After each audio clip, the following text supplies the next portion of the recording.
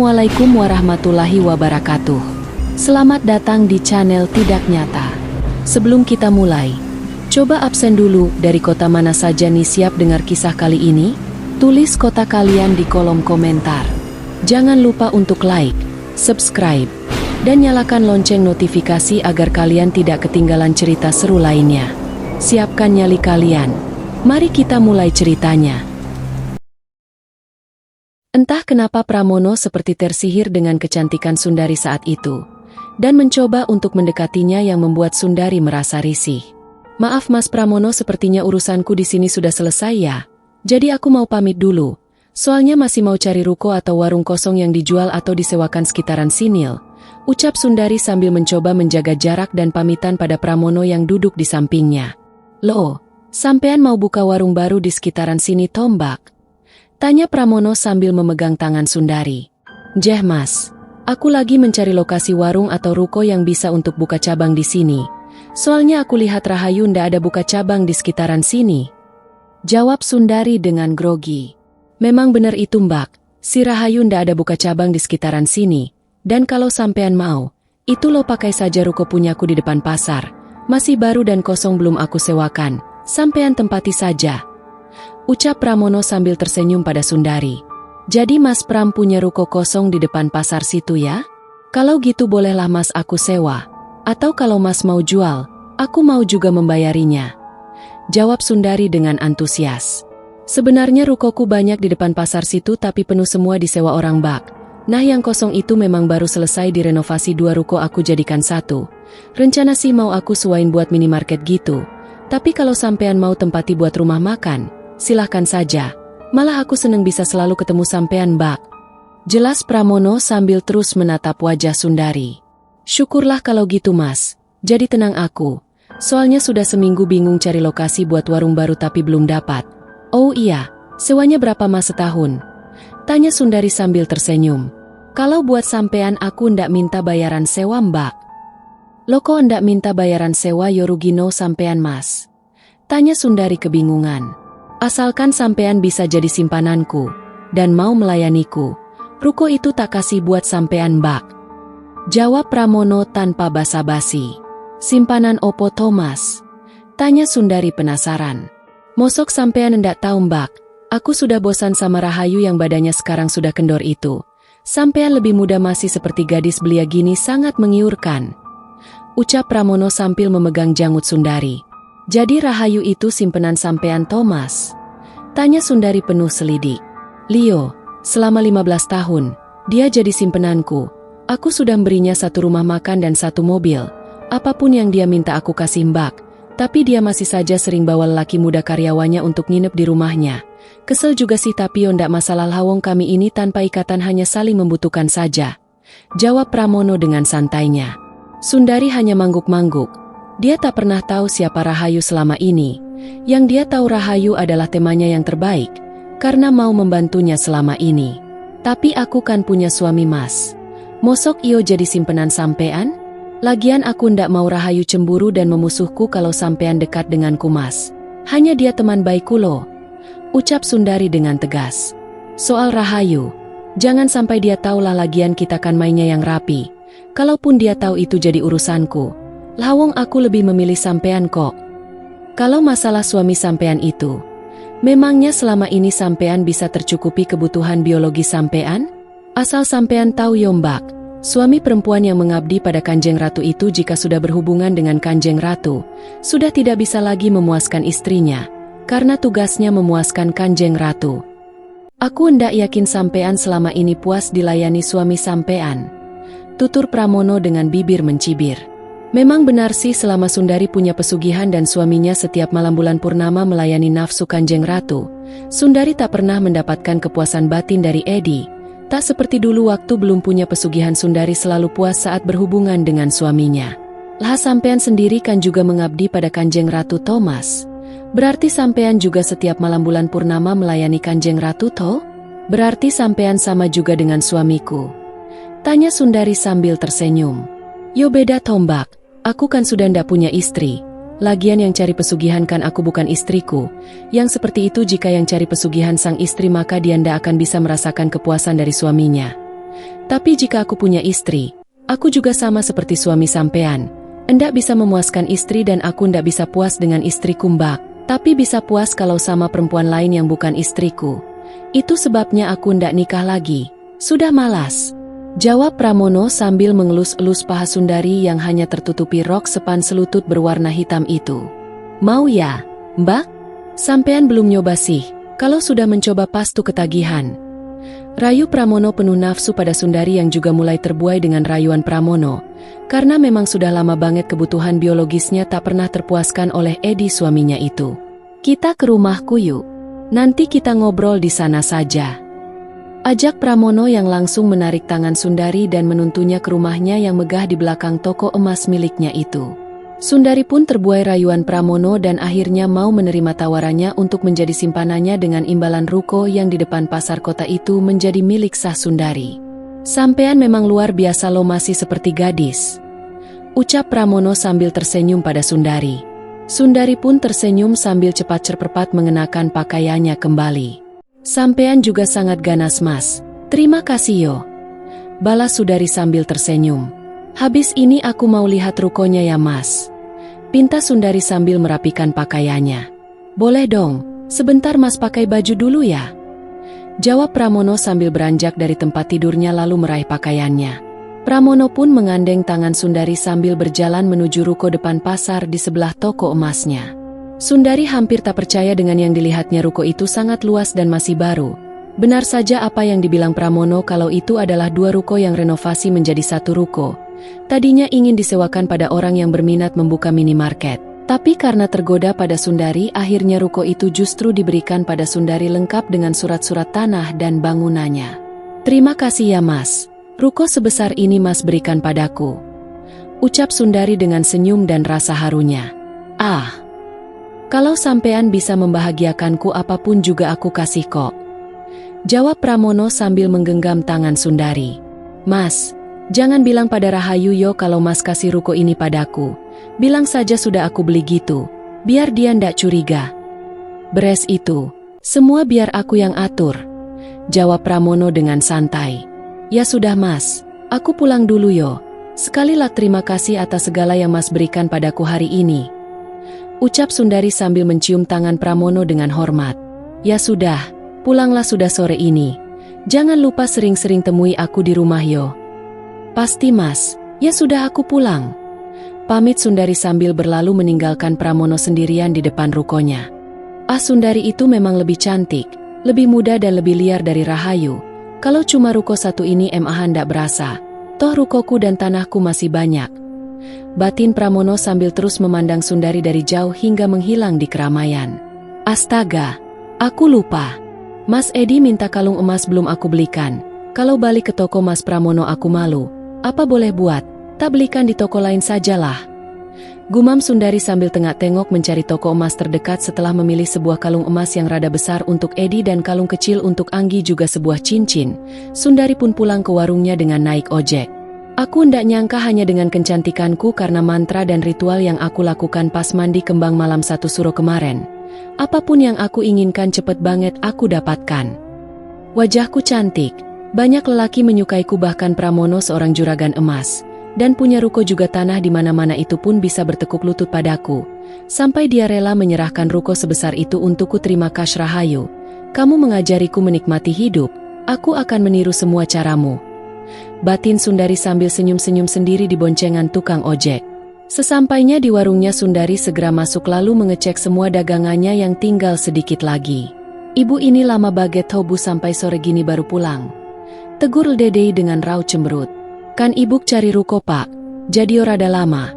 Tapi sudah dapat lokasinya tepat di depan pasar kota itu. Jawab Sundari sambil tersenyum. Memangnya kamu mau buka warung lagi Tondu? Tanya Mbak Yuni menyela. Iyo mbak mumpung lagi ada duit.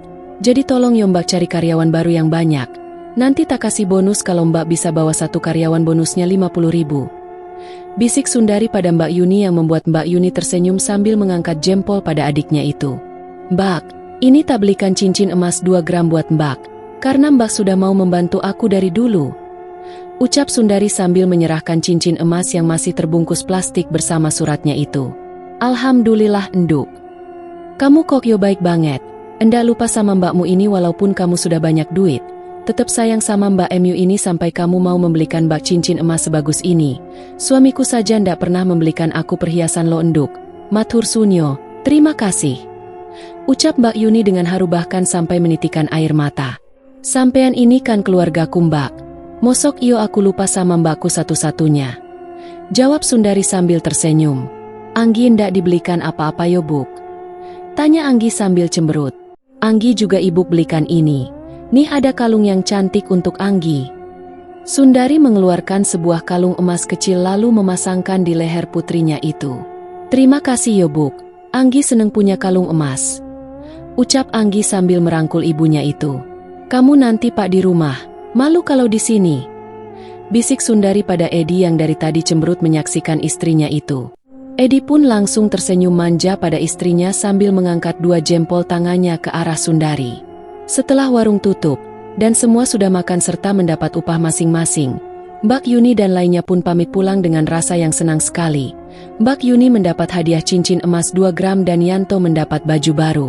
Sesampainya di rumah, Yanto segera membuka bungkusan plastik hitam yang dibawanya itu dengan raut yang sangat senang. Dia begitu terharu melihat isi plastik itu ada sebuah baju lengan panjang bermotif kotak-kotak. Jaket dan celana levis juga ada sendal berbahan kulit yang sangat bagus. Alhamdulillah ya Allah. Engkau telah mengirim orang seperti Bu Sundari dan Pak Edi kepadaku. Mereka itu seperti malaikat penolongku. Walaupun mereka bukan kedua orang tuaku tapi mereka sangat memperhatikanku dengan baik bahkan melebihi orang tuaku sendiri. Bukan hanya memberiku uang 1 juta tapi juga membelikanku pakaian sebagus ini. Ini adalah pakaian terbagus yang pernah aku miliki seumur-umur. Terima kasih ya Allah. Doa Yanto sangat panjang dengan rasa haru dan penuh syukur. Tanpa dia tahu kejahatan dan kebusukan yang telah dilakukan kedua orang yang dianggapnya seperti malaikat penolong itu kepada simbahnya. Saat sampai di rumah, Edi menagih janji Sundari yang mau membelikannya kalung. Mana kalung buat Bapak Buk? Tanya Edi sambil mengatunkan tangannya. Kau ini kayak anak kecil saja Pak. Jawab Sundari sambil merogoh kalung yang masih terbungkus plastik kecil berlabel toko emas dari tasnya. Nih kalung buat Bapak. Bagus hangat kalau Bapak pakai pasti tambah ganteng. Edi segera meraih kalung pemberian istrinya itu lalu mengenakannya sambil berkaca. Wah bener Bu, kalungnya bagus banget. Cocok kalau Bapak pakai loh. Ucap Edi sambil tersenyum bangga di depan cermin. Sundari segera berjalan menuju kamar lalu merebahkan diri di kasurnya tanpa mandi dulu. Pikiran Sundari menerawang jauh mengingat semua kesenangan yang baru dia dapat hari ini dari Pramono. Pantas saja emas Rahayu banyak banget sampai seperti gede gitu. Bahkan ada emas batangannya juga. Pasti itu semua pemberian Mas Pramono. Bukannya Rahayu itu suaminya sudah lama banget meninggal. Berarti sudah ndak ada yang melayani Kanjeng Ratu. Tapi dia punya perhiasan sampai seperti gitu. Pasti dari Mas Pramono. Batin Sundari penasaran. Sekarang aku baru tahu kalau kelakuan Rahayu itu tak sebaik yang dia tunjukkan padaku dan orang lain. Bahkan dia sering bawa pulang karyawannya untuk tidur dengannya. Hei Rahayu, sedikit-sedikit aku akan mengikuti langkahmu. Aku yakin aku bisa lebih kaya dari kamu Yu. Batin Sundari sambil senyum-senyum sendiri. Gimana ya rasanya tidur dengan karyawan yang jauh lebih muda dari Rahayu gitu. Jadi pengen juga ngerasain seperti Rahayu. Buk, kamu ndak mandi malah tiduran gitu toh? Mandi dong biar seger. Bapak kan lagi pengen sama ibu. Ucap Edi sambil mengedipkan matanya memberi kode Sundari kalau dia ingin berhubungan badan. Ibu capek banget Pak. Capek banget loh. Besok saja yo. Balas Sundari sambil pura-pura merem. Paling ndak sampai 2 menit juga sudah lemes ini. Males banget aku. Lagian tadi aku juga sudah dipuaskan oleh Mas Pram yang lebih garang. Batin Sundari sambil mengingat Pramono. Ya sudah Buk. Tidurlah ibu, pasti kecapean mencari warung baru di kota tadi ya. Ucap Edi sambil memijiti kaki Sundari. Sundari hanya tersenyum dalam hatinya melihat tingkah suaminya yang begitu polos bahkan gampang banget diatur olehnya itu. Bahkan hari ini ditinggal selingkuh pun dia ndak tahu. Waktu pun cepat sekali berlalu.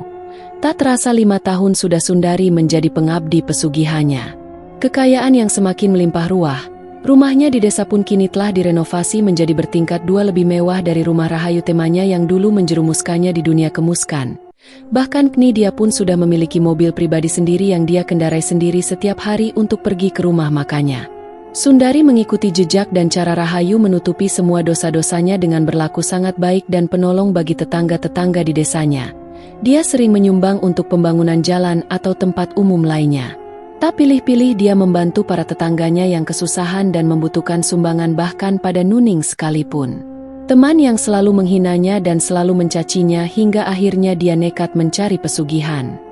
Rasa dendamnya pada Nuning sebenarnya masih dia simpan bertahun-tahun, walaupun beberapa kali dia berniat menumbalkan Nuning karena Sundari sering mempergoki Nuning mencoba mendekati Edi suaminya. Namun Sundari masih ingin Nuning hidup agar melihat kejayaannya dan berlimpahnya kekayaan yang dia miliki. Seperti Rahayu, Sundari kini telah memiliki 3 warung atau rumah makan yang besar, dengan puluhan karyawan lelaki dia pekerjakan. Warung miliknya yang pertama dia tugaskan Mbak Yuni sebagai pengawas juga penanggung jawab semua dagangan serta karyawannya yang bekerja tentu saja dengan gaji yang besar dia berikan pada Mbak Yuni. Sedangkan di rumah makan satunya yang berada di kawasan wisata, dia tugaskan Yanto sebagai penanggung jawab juga pengawas. Yanto kini telah menjelma menjadi sosok pemuda yang gagah dan bertanggung jawab. Dia sudah dianggap sebagai keluarga oleh Sundari dan Edi. Bahkan rumah simbahnya yang dulu reot sudah dibatu biaya merenovasi menjadi rumah bangunan yang bagus oleh Sundari agar Yanto tetap merasa berhutang budi padanya dan rajin bekerja. Sedangkan rumah makan yang di dekat pasar kota Sundari sendirilah yang bertanggung jawab dan selalu ada di tempat tersebut dengan alasan dekat dengan rumah Pramono kekasih gelapnya yang sangat royal padanya. Hubungannya dengan Pramono dan Rahayu pun tidak ada masalah. Mereka bertiga tampak seperti trio pengabdi setan yang kejam namun berwajah seperti malaikat penolok bagi siapa saja. Dengan tega setiap tahun Sundari menumbalan salah satu karyawannya atau keluarga karyawannya yang dia kenal dengan cara yang sama, seperti yang dia lakukan dulu pada Yanto dan setiap kali menumbalkan orang di malam satu suro, Sundari selalu melakukan ritual mandi kembang dengan mantra-mantra yang dia pelajari dari Rahayu. Mantra dan ritual itu membuatnya selalu awet muda dan tampak cantik menggoda. Beda dengan Edi suaminya, kini raganya tak sekuat dulu lagi, semakin hari dia semakin rapuh dan malas bekerja membantu istrinya mengelola usahanya. Aura hidupannya semakin hari semakin suram, tak bersinar atau bersemangat seperti lelaki seusianya. Mungkin memang benar jika lelaki yang bersetubuh dengan setan itu auranya tersedot dan menjadi kekuatan itu sendiri bagi setan itu tersebut. Sedangkan Anggi, putri kecilnya itu kini sudah menjadi gadis remaja yang sangat manja pada kedua orang tuanya, karena segala kemauannya selalu dituruti oleh Sundari. Sebenarnya Sundari sudah berencana mewariskan semua kekayaan dan usahanya pada putri satu-satunya itu. Namun Anggi adalah gadis yang manja dan malas sekali, bahkan hanya untuk membantu ibunya di kasir saja dia tidak mau. Setiap hari sepulang sekolah dia hanya main bersama teman-temannya yang sering dia undang ke rumahnya yang mewah. Malam itu Sundari pulang lebih cepat dari rumah makannya yang di kota. Karena memang tutup cepat semua dagangannya telah habis terjual. Sundari merebahkan tubuhnya di sofa ruang tengah rumahnya yang kini sudah mewah itu. Dan tanpa sadar dia tertidur lelap di sofa mungkin karena terlalu lelahnya. Saat terbangun Sundari sudah berada di istana Kanjeng Ratu yang dulu pernah dia datangi waktu mencancari pesugihan. Sundari sedang bersimpuh di depan Kanjeng Ratu yang duduk di singgasananya dikelilingi para dayang yang melayaninya. Sundari merasa takut juga heran kenapa dia bisa berada di tempat itu padahal dia tidak melakukan kesalahan atau melanggar perjanjiannya. Apakah aku sudah mati, sehingga aku berada di tempat ini? Kenapa secepat ini aku mati padahal aku ndak sakit ataupun kenapa-kenapa? Batin Sundari bertanya-tanya kebingungan dan ketakutan. Sundari, kamu tahu kenapa kamu berada di sini? Tanya Kanjeng Ratu pada Sundari yang masih kebingungan. Maafkan hamba, ampuni hamba jika hamba ada kesalahan Kanjeng Ratu. Jawab Sundari sambil bersimpuh dan menyembah. Sundari, aku sengaja membawamu ke sini untuk memberitahumu bahwa kelak keturunanmu harus meneruskan perjanjianmu dengan Kul. Jika tidak maka setelah kamu mati semua keturunanmu akan melarat semelarat-melaratnya. Hidup mereka akan sengsara melebihi kesengsaraanmu dulu dan itu akan ditanggung sampai 7 turunanmu. Sundari terkejut mendengar perkataan Kanjeng Ratu itu. Dia merasa takut dan tak rela jika Anggi putri kesayangannya itu harus hidup melarat sampai ke anak cucunya setelah kematiannya nanti. Kalau kamu tidak mau keturunanmu hidup melarat, nanti setelah kamu wariskan semua kekayaanmu pada keturunanmu, kamu harus membawanya ke tempat ini untuk meneruskan perjanjianmu. Begitu seterusnya dengan anak cucumu. Suara Kanjeng Ratu bergema di ruangan itu yang membuat nyali Sundari mengkerut. Jeh Kanjeng Ratu, Kelak hamba akan membawa putri hamba ke tempat ini ketika usianya sudah dewasa dan merasa bisa meneruskan semua usaha hamba juga perjanjian hamba dengan Kanjeng Ratu. Jawab Sundari sambil menghaturakan sembah. Kamu tidak bisa lagi mengelak dari kewajibanmu itu Sundari.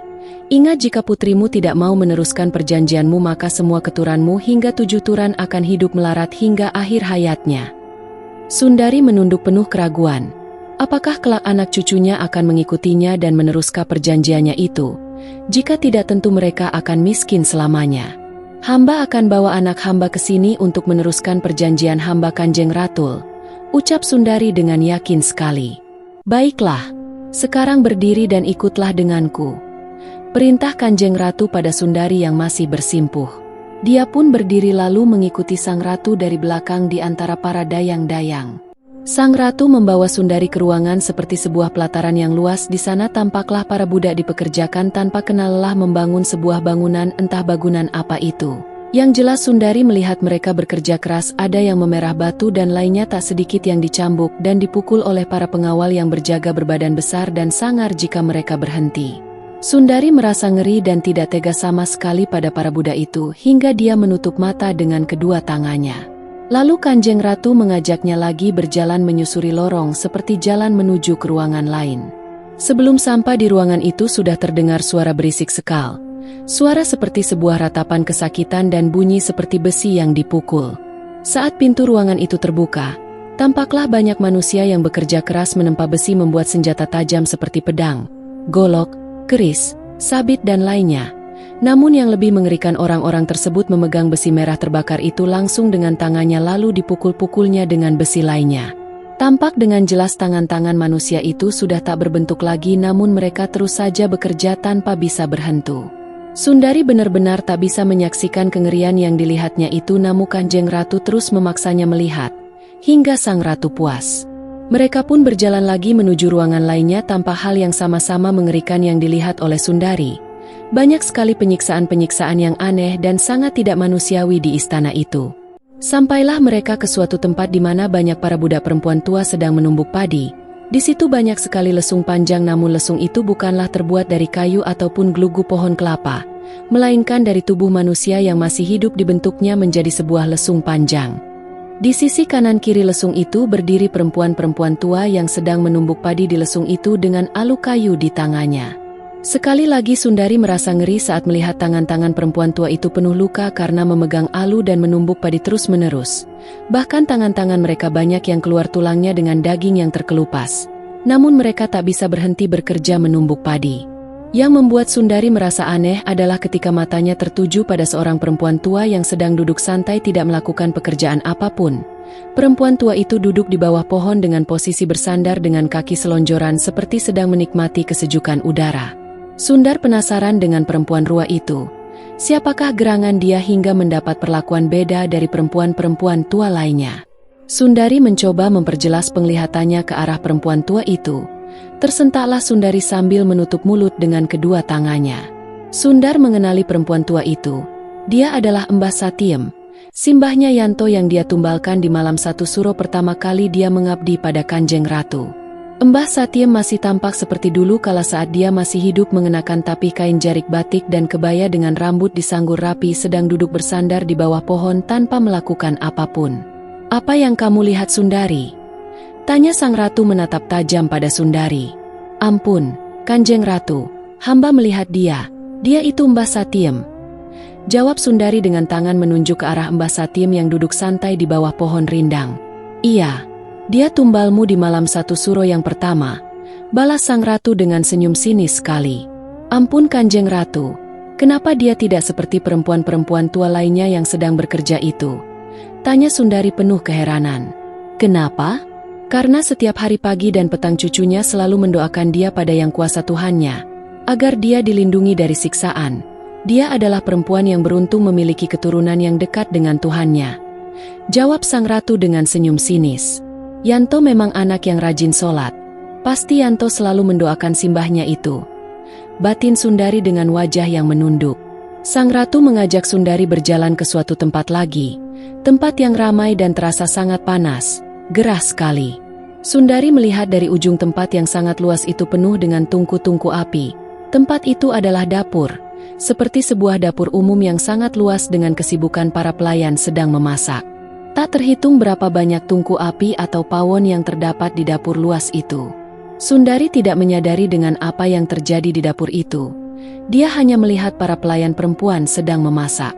Ada yang menanak nasi pakai dandang tembaga kuno, ada yang seperti memasak jenang atau dodol dengan wajan yang besar, dan masih banyak lagi yang memasak lainnya. Semua pelayan hanya diam tanpa ekspresi, namun mereka sibuk memasak. Ada yang menjaga api agar tak padam dengan memasukkan kayu ke dalam mulut pawon api itu. Ada pula yang mengipasi bara api agar tetap menyala. Sekilas Sundari melihat keanehan dari kayu bakar yang dimasukkan ke dalam mulut pawon penuh api itu. Dia melihat itu bukanlah kayu bakar seperti biasanya. Sundari seperti melihat telapak kaki manusia yang masih gerak-gerak. Sundari mencoba menguncek-ngucek kedua matanya lalu memperjelas penglihatnya yang dia fokuskan ke pawon-pawon itu. Sambil melotot tak percaya. Sundari pun mulai menyadari saat matanya dia fokuskan ke arah pawon-pawon itu. Ternyata pawon-pawon itu pun terbuat dari tubuh manusia yang masih hidup. Kaki Sundari lemas seperti tidak bertulang menyaksikan pemandangan yang mengerikan itu. Saat Sundari sedang menguatkan diri, tiba-tiba dia mendengar suara panggilan. Suara anak kecil yang memanggil-manggil ibunya. "Ibuk, Ibuk, tolong aku. Ibuk datang mau menyelamatkan aku kan, Buk?" Suara bocah kecil itu terdengar sangat lemah sekali. Sundari celingukan mencari arah sumber suara bocah itu. Namun dia tak menemukannya. "Ibuk, tolong Buk, di sini panas sekali." Suara bocah itu terdengar kembali. Karena suara bocah itu bilang panas sekali, Sundari langsung mencari arah suara itu di antara pawon-pawon api yang terbuat dari manusia hidup itu. Pandangan matanya menyapu dari ujung ke ujung deretan pawon-pawon itu hingga pandangannya tertuju di pawon yang tepat di hadapannya. Sundari memperhatikan pawon itu dengan seksama. "Ibuk, tolong Bayu, Buk. Di sini panas sekali." Suara bocah kecil itu terdengar lagi dan menyebut dirinya Bayu. Sundari mulai ketakutan dan panik saat mendengar nama Bayu. Dia mencari-cari sumber suara itu yang memang terdengar dari pawon yang ada di hadapannya. Masih terus mencoba mencari suara bocah itu, mata Sundari tertuju pada tumang pawon di hadapannya. Tumang adalah batu pembatas antara tungku satu dengan tungku satunya lagi di satu pawon agar satu pawon itu mempunyai dua tungku api untuk memasak. Sundari melihat dengan jelas wajah Bayu pada tumang itu. Tumang pawon di hadapannya dengan bara. Api yang menyala itu adalah Bayu, anak bungsunya Sundari yang ditumbalkan pertama kali sebagai syarat Sundari mengabdi pada Kanjeng Ratu 5 tahun yang lalu. "Panas, Buk. Panas sekali di sini, Buk." Ucap Bayu bocah kecil yang dulu belum bisa bicara itu kini bisa bicara dan megadu kesakitannya pada ibunya yang berdiri di hadapan pawon itu. "Bah Bayu, anakku sayang." Ucap Sundari terbata-bata, lidahnya keluh. Matanya nanar menatap keadaan putra kesayangannya yang dulu begitu dia kasihi namun justru dia tumbalkan demi mendapatkan semua kekayaan dan kejayaan yang kini dia nikmati.